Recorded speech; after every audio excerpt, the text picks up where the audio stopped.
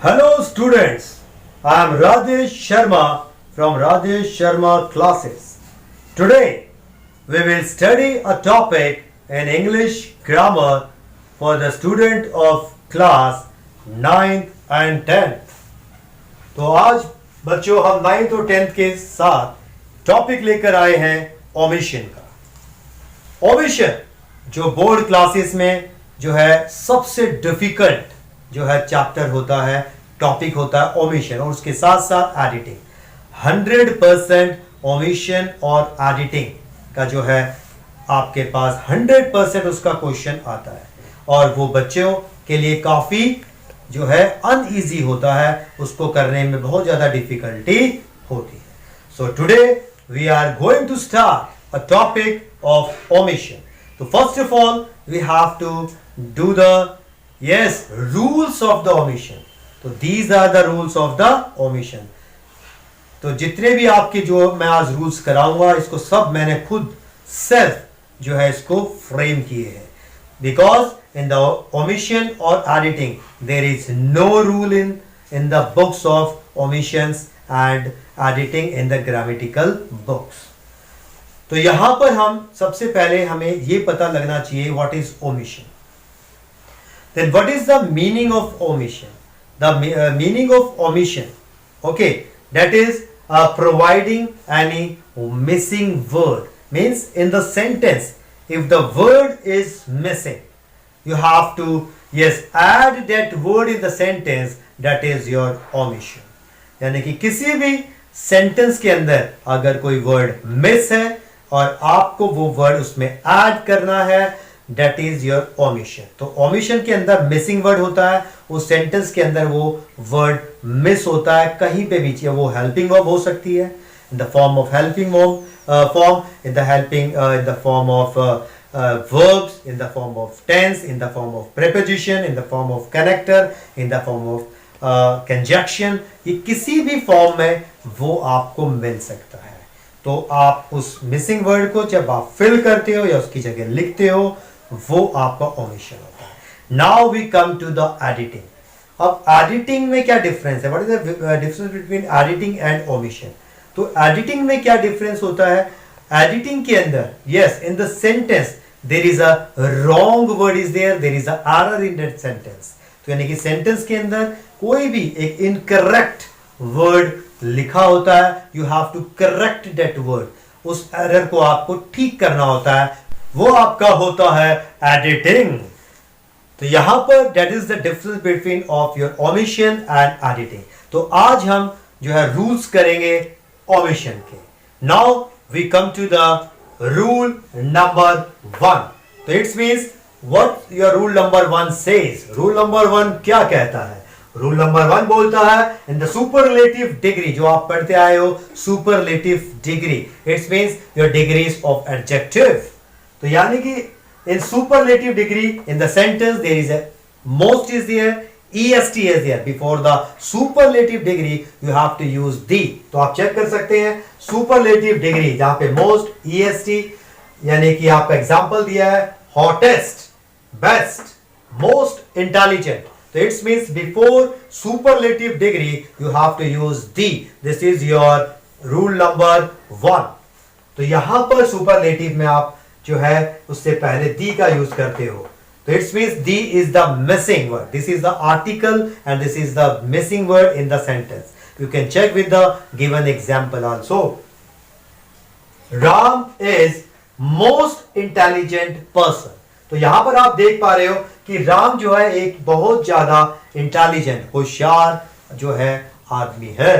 तो यहां पर most it's mean superlative degree है, दी आपका मिसिंग है, you have to write the here. ये जो दी आपका सुपरलेटिव से पहले आ रहा है, ये आपका क्या हो गया? मिसिंग वर्ड हमने फिल कर दिया है। तो this is your rule number 1। Now we come to the rule number 2। Rule number 2 says, rule number 2 क्या बोलता है? Morning, evening, night, noon. यानी कि किसी भी सेंटेंस में जहां पर मॉर्निंग, इवनिंग, नाइट और नून आ जाता है, It means before morning, before evening, before noon, before night, you have to use the article. तो इन सबसे पहले आपको the article का यूज करना है. तो आप चेक कर सकते हो in the given example.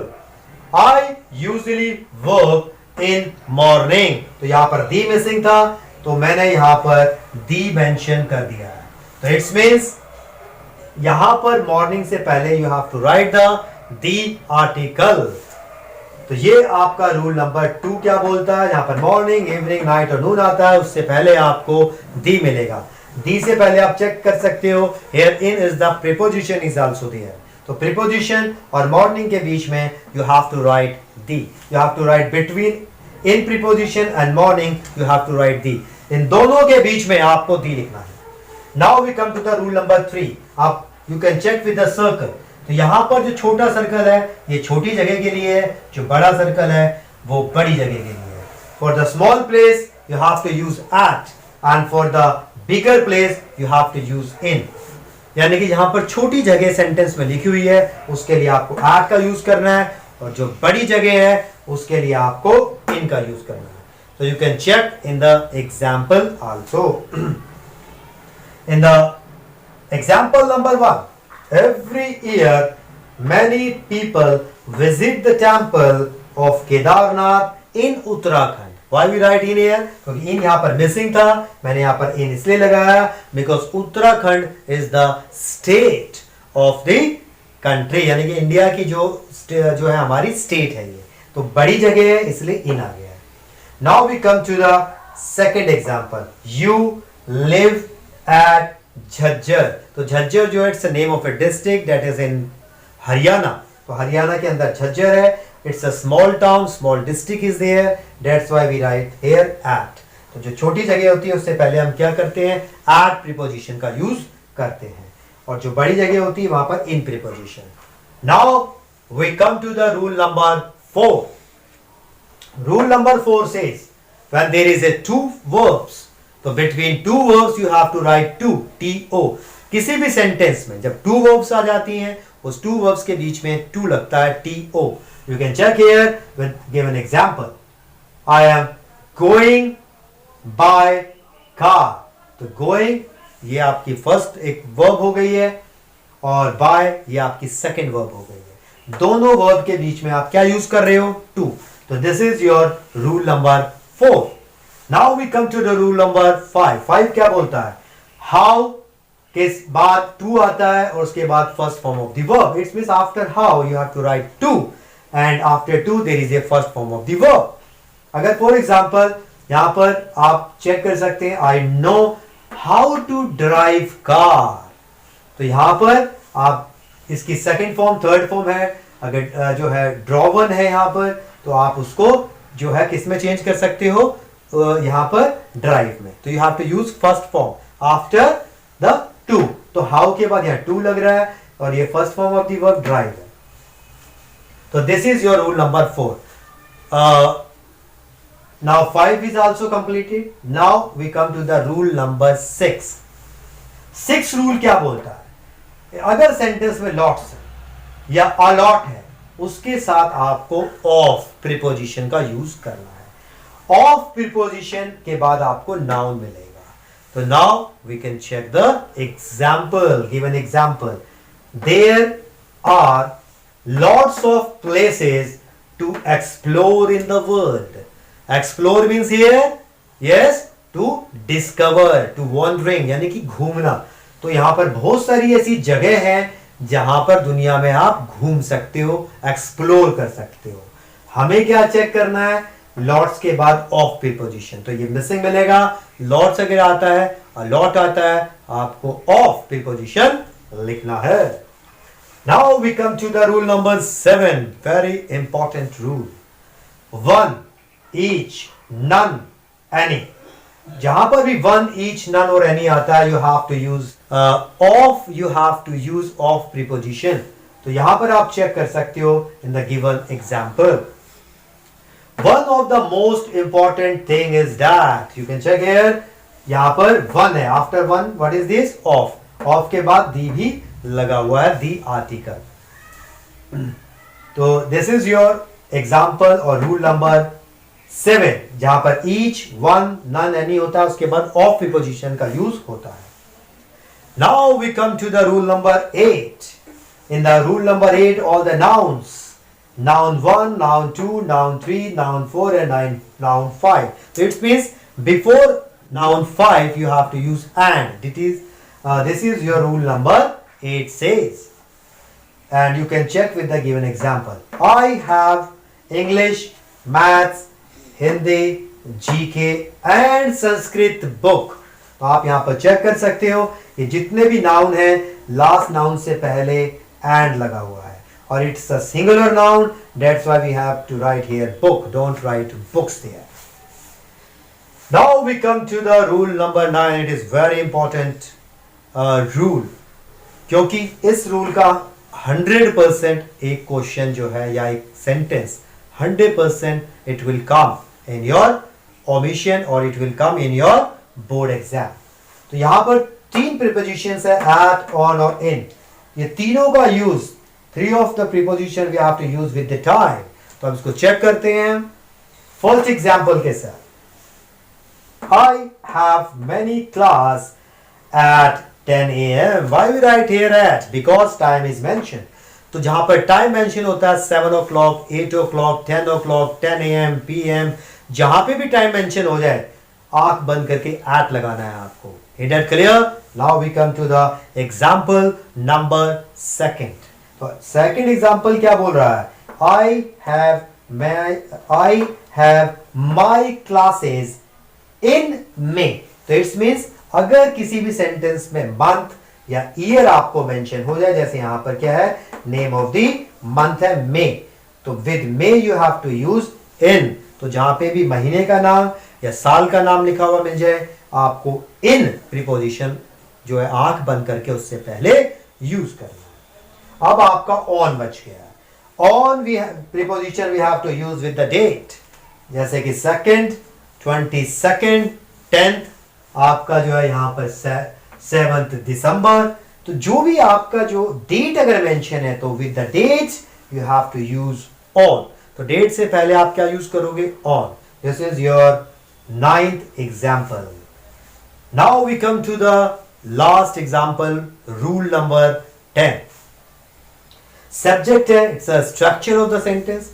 Subject plus helping verb plus main verb plus an and singular noun. It means in the last, if singular noun is there in the sentence, before singular noun you have to use a or an article. Last में अगर singular noun है हमेशा वहां पर article a और N लिखा हुआ मिलेगा. अगर एडिटिंग है तो यहां पर दी हो सकता है, दी को आपको कन्वर्ट करना है ए और एन में according to the vowel and consonant, जैसे कि आपको पता है. Example, there is dash girl. तो गर्ल यहां पर क्या है? सिंगुलर नाउन है क्योंकि एक गर्ल है. तो that's why we have to write here a girl. A article का यूज हो रहा है. So now after rule number 10, we come to the rule number 11. Now here rule number 11 says, rule number 11 क्या बोलता है? ये बोलता है, यहाँ पे बताया जा रहा है use of auxiliaries and helping verb. तो यहाँ पे helping verb यानी कि जो आपकी auxiliaries verbs है वो कौन सी हैं आपको देखना है. यहाँ पर है आपकी do और does. do और does आपकी helping verbs हैं. तो helping verbs के साथ आपको first form of the verb use करना है. कहां पर करना है? Where? In the present tense. Present tense में आपको do does का यूज करना है और do does के जो past tense होती है वो होती है did. did के साथ भी आपको फर्स्ट फॉर्म यूज करनी है. बहुत से बच्चे did के साथ सेकंड फॉर्म यूज कर देते हैं, थर्ड फॉर्म यूज कर देते हैं. तो सो बी केयरफुल. यहाँ पर did के साथ first form of the verb use करनी है. किसमें? did क्या है? do does की जो है do और does का did जो है वो past tense होती है. अब इसको यूज कैसे करते हैं? So you can check here do. Do is used with the plural subject and does with the singular subject. तो यहां पर आप अपोजिट याद कर सकते हो. जो भी वीक है, जिनको आज तक do does का यूज करना नहीं आया या वो कंफ्यूज होते हैं, वो अपनी माइंड में फीड कर सकते हैं. Do means plural. Plural क्या होता है? ज्यादा यानी कि बड़ा. बड़े के साथ छोटा. छोटा क्या है यहाँ पे? do. सिंगुलर क्या है? सिंगुलर यानी कि छोटा. छोटे के साथ क्या यूज करेंगे आप? does. does मतलब बड़ा. तो यहां पर प्लूरल यानी कि बड़े के साथ छोटा और छोटे के साथ बड़ा यानी कि डज। तो ऐसे आप अपोजिट याद कर सकते हो डू और डज का यूज। अब हम यहां पर एग्जाम्पल चेक करते हैं through example. Example is given here. First example यहां पर दिया हुआ है, I do not want milk. I we treat as a plural subject. तो आई के साथ आपको प्लूरल यानी कि बड़ा है, बड़े के साथ क्या यूज होगा आपको सभी को मालूम है। Yes right, do. आई के साथ do. Do not want milk. Want क्या है यहाँ पे, first form of the verb. तो यानी कि डू के साथ आप फर्स्ट फॉर्म लगा रहे हैं। डू क्यों लगा है, because I plural is there. Now we come to the second example. Second example है you. You did not help me. तो यहां पर आप चेक कर रहे हो डिड किसके साथ यूज होता है, चाहे सिंगुलर सब्जेक्ट हो या प्लूरल सब्जेक्ट हो, दोनों के साथ डिड यूज होता है, but in the past tense. Past tense के अंदर यूज होता है। तो आप चेक कर सकते हैं यू यहां पे प्लूरल है, उसके साथ डिड आया हुआ है और first form of the verb. Now we come to the example number third. Example number third में आप चेक कर सकते हैं, she does not speak well. तो यहां पर शी क्या है, वो है सिंगुलर मतलब छोटा। छोटे के साथ क्या यूज होगा, बिल्कुल करेक्ट, आपने बिल्कुल सही बताया, डज, क्योंकि वो बड़ा है। तो शी के साथ आप चेक कर सकते हो डज है। नॉट स्पीक वेल यानी कि वह अच्छी तरीके से बोल नहीं सकती है या सकती है। यहां पर क्या है, नहीं सकती है। तो डज क्यों आ रहा है, क्योंकि शी यहां पर क्या है, सिंगुलर सब्जेक्ट है। Now we come to the rule number 12। Rule number 12 says, क्या बोलता है, ये आपको पता ही है कि प्रेजेंट कॉन्टिन्यूस में यानी कि प्रेजेंट टेंस में इज एम आर के साथ first form of the verb लगती है, उसके साथ आईएनजी लगता है, यानी कि this is the case of your active voice. और यहां पे इसी का अगर पास्ट टेंस है तो वाज वर्ब के साथ फर्स्ट फॉर्म प्लस आईएनजी लगता है, किसमें, पास्ट कॉन्टिन्यूस टेंस में। अब ये जो है this is the case of your active voice. अगर इसको हम पैसिव वॉइस में कन्वर्ट करते हैं, पहले इसका एक एग्जांपल देख लेते हैं एक्टिव वॉइस में कैसे एग्जांपल बनेगा। ही इज डूइंग स्टडी यानी कि वह क्या कर रहा है, यहां पर स्टडी कर रहा है, अध्ययन कर रहा है। तो ये हो गया आपका, this is the case of your active voice. तो ये एक्टिव वॉइस का आपका केस है। Now we come to the is am are being third form of the verb. अब ये क्या है, इसका passive voice. This is the case of the passive voice. यहां पर इज एम आर के बाद बीइंग लग गया है, B E I N G. Being के बाद third form of the verb that is in your present tense. ये प्रेजेंट फॉर्म में यूज होता है। अब यहां पर हम इसी का चेक करते हैं, वॉज वर बीइंग। तो यहां पर अब बीइंग लग गया है और third form of the verb है, ये आपका किस में हो जाएगा, पास्ट कॉन्टिन्यूस टेंस में। तो यहां पे भी वॉज वर के साथ बीइंग लगा है, B E I N G. Now we can check the example of passive voice. This is the case of your passive voice. You can check. Study is being done by him. तो यहां पर आप check कर सकते हैं कि जो आपका ऑब्जेक्ट था वो सब्जेक्ट में चेंज हो गया है। तो यहां पर ये क्या है, स्टडी। तो स्टडी इज बीइंग आ गया है यहां पर, done third form of the verb, by him, he का हिम हो गया। Very good. Now we come to the rule number 13। 13 क्या बोलता है, अब हमने यहां पे is am are was were किया है, अब हम करेंगे प्रेजेंट परफेक्ट यानी कि हैज और हैव के साथ क्या यूज होता है, third form of the verb use होती है। तो आप चेक कर सकते हैं हैज और हैव के साथ वर्ब की थर्ड फॉर्म और हैड के साथ भी थर्ड फॉर्म यूज होती है, किसमें, this is also the case of your active voice. You can check the example.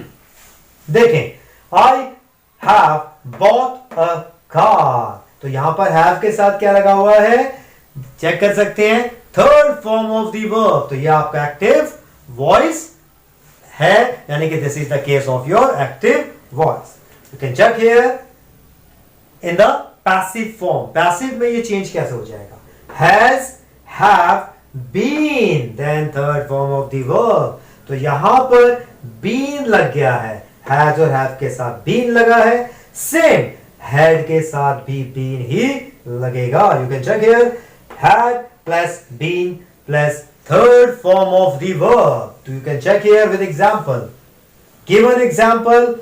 A car has been bought by him. So you can check here with the has. You have to use been. Being is here missing word. ये आपका omitting word था जो कि अभी लगाया है been. Now this is your passive form. अब ये आपका passive voice case है. Now we come to the rule number 14. Rule number 14 क्या बोलता है? जैसे आप पढ़े थे last time में कि if two verbs are there between two verbs, we have to use the to there between two verbs. तो two verbs के बीच में हम to का यूज करते हैं. तो you can check here. यहां पर सिंगल वर्ब है, उससे पहले भी टू का ही यूज होता है. I do not want to go there. Again, two verbs are there. Two verbs के बीच में टू लगता है, और अगर सिंगुलर वर्ब है, एक ही वर्ब है, तो भी आप टू का ही यूज करेंगे. This is your rule number 14. Now we come to the rule number 15. तो रूल नंबर 15 क्या बोलता है? यहां पे most of the students did mistakes and since and for. Since और फॉर लिखने में बहुत ज्यादा प्रॉब्लम होती है, बच्चों को दिक्कत होती है, हमेशा वो गलत लिखते हैं, कंफ्यूज रहते हैं. तो उनका कंफ्यूजन आज हम दूर करते हैं. Since starting point of time यानी कि जहां पर आपको टाइम का पर्टिकुलरली टाइम का पता चल रहा है, जहां पर आपको उसका बिल्कुल नॉलेज हो रहा है कि ये टाइम एक्यूरेट है, उससे पहले आप सिंस का यूज करोगे. जैसे मॉर्निंग भी है, before morning, before evening, before noon, before last night. इनसे सबसे पहले आपको आंख बंद करके सिंस लगाना है, क्योंकि हमें टाइम का पता चल रहा है. 1982, 1975, 2020, 2021 या जो भी आपको जहां पे पता चल रहा है टाइम का, उससे पहले आपको सिंस यूज करना है. Now four period of time, duration of time. जहां पर सिर्फ कुछ समय से, यानी कि कुछ 2 घंटे से काम चल रहा है, 5 घंटे से काम चल रहा है, 1 साल से काम चल रहा है, 1 महीने से चल रहा है, कोई वहां पे जॉब 20 ईयर्स से कर रहा है, कोई 15 ईयर्स से कर रहा है, जहां पे आपको टाइम मेंशन नहीं है. सिर्फ आपको यह पता चल रहा है कि कुछ समय से, कुछ घंटों से वो काम हो रहा है, वहां पे आप यूज करेंगे for. You can check with the given example. आप चेक कर सकते हैं. एग्जांपल है I have been studying since morning, क्योंकि यहां पर मॉर्निंग आ गया. अब हम 4 के एग्जांपल को चेक करते हैं. I have been reading for 2 hours. यहां पर 4 जो है वो मिसिंग हो सकता है, तो you have to write the 4 there. Why? Because यहां पर जो मैं पढ़ाई कर रहा हूं वो 2 घंटे से कर रहा हूं. तो कौन से 2 घंटे? We don't know. यानी कि सुबह के 2 घंटे हैं, दिन के 2 घंटे हैं, शाम के 2 घंटे हैं, रात के 2 घंटे हैं, हमें नहीं पता चल रहा. That's why we have to use here for. तो यहां पर जो है जब ही for का यूज हो रहा है, क्योंकि हमें यहां पे टाइमिंग का पता नहीं चल रहा, बट ड्यूरेशन ऑफ टाइम का हमें पता चल रहा है, पीरियड ऑफ टाइम का हमें पता चल रहा है. Now these are the golden rules of your omission. तो यहां पर आपको जो है मैंने बिल्कुल सारे 1 to 15 रूल्स 1 by 1 करके समझा दिए हैं. इनको आपको लर्न करना है. जिसके एग्जाम है बोर्ड में 3 to 4 नंबर का डेफिनेटली इसमें से क्वेश्चन आता है.